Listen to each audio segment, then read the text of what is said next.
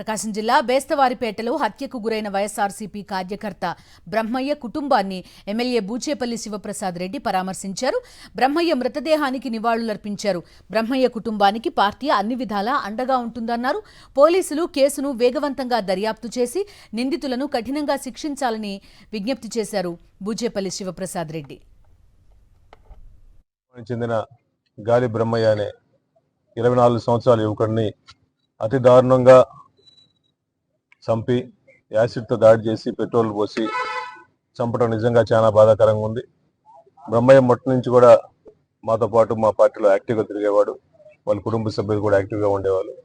గతంలో ఎప్పుడు ఆ గ్రామంలో కానీ ఆ మండలంలో కానీ పరిస్థితులు ఎప్పుడూ లేదు. ఇటువంటి పరిస్థితులు దాపురించింది కాబట్టి నిజంగా చాలా భయంకరంగా గ్రామస్తులు కూడా అందరూ చాలా బాధపడుతున్నారు.